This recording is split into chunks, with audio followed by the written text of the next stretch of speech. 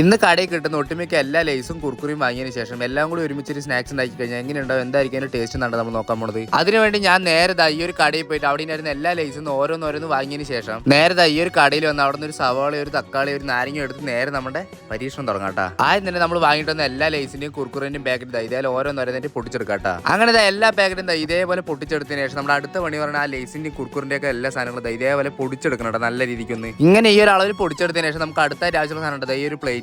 ഇനി ആ ഒരു പ്ലേറ്റിക്ക് നമ്മൾ പൊടിച്ചു വെച്ചിട്ടുണ്ടായിരുന്ന ആ ലേസും കുർക്കുറയൊക്കെ അതെല്ലാം കൂടി ആ ഒരു പ്ലേറ്റിക്ക് ഇതേപോലെ മുഴുവനായിട്ട് കൊട്ടി കൊടുക്കാട്ടോ. അങ്ങനെ അത് മുഴുവൻ ആ ഒരു പ്ലേറ്റിൽ കിട്ടിയതിന് ശേഷം നമ്മുടെ അടുത്ത പണി പറഞ്ഞതാ ഈ ഒരു സവാളയും തക്കാളിയും നാരങ്ങയിലും ആണ് കേട്ടോ. വേറെ ഒന്നുമല്ല, ആ ഒരു 3 സാധനം ഇതേപോലെ കുനുകുനാന്ന് അരിഞ്ഞെടുത്തിട്ടുണ്ട്. ഇനി നമ്മൾ നേരത്തെ പൊടിച്ചു വെച്ചില്ല ആ ഒരു ലേസിന്റെ മേലേക്ക് നമ്മൾ കുനുകുനാന്ന് അരിഞ്ഞ സവാളയും തക്കാളിയൊക്കെ ഇതേപോലെ ഇട്ടതിന് ശേഷം നേരെ ഈ ഒരു സ്പൂൺ ഉപയോഗിച്ച് നല്ലപോലെ ഇളക്കി മിക്സ് ചെയ്തെടുക്കാട്ടോ. അങ്ങനെ നല്ല രീതിക്ക് മിക്സ് ആക്കി എടുത്തതിന് ശേഷം നമ്മൾ നേരത്തെ നടുക്കോടെ മുറിച്ച് വെച്ചിട്ടുണ്ടായിരുന്ന ആ നാരങ്ങയില്ലേ അതിന്റെ മേലേക്ക് നല്ലപോലെ പിഴിഞ്ഞൊഴിച്ചതിന് ശേഷം ഞാൻ ഉണ്ടാക്കി പുതിയൊരു സ്നാക്സ് റെഡി ആയിരിക്കുകയാണ്. ഇനി ഇതൊന്ന് ടേസ്റ്റും കൂടി ചെയ്ത് നോക്കട്ടെ നമുക്ക്. പിന്നെ നിങ്ങൾക്ക് ഇതിൽ ഏത് ലേസ് ഏറ്റവും കൂടുതൽ ഇഷ്ടം പറഞ്ഞ് ജസ്റ്റ് ഒന്ന് കമന്റിലൂടെ പറയണേ. അങ്ങനെ എല്ലാ ലേസും കുർക്കുറിയും കൊണ്ട് ഉണ്ടാക്കി ആ ഒരു സാധനം ഞാൻ കഴിച്ചു നോക്കി. അപ്പോൾ ഞാൻ ഉണ്ടാക്കിക്കൊണ്ട് പറയല്ലേ, സാധനം നല്ല അടിപൊളിയായിട്ടുണ്ട്. നിങ്ങൾ എന്തായാലും വീട്ടിലൊന്ന് ട്രൈ ചെയ്ത് നോക്കുക, നിങ്ങൾക്ക് ഇഷ്ടപ്പെടും. പിന്നെ ഈ ഒരു വീഡിയോ ഇഷ്ടപ്പെട്ടു പറഞ്ഞാൽ വീഡിയോ ലൈക്ക് ചെയ്യാനും ചാനൽ സബ്സ്ക്രൈബ് ചെയ്യാനും നിങ്ങളുടെ അഭിപ്രായം കമന്റിലൂടെ പറയാൻ മറക്കല്ലേട്ടാ.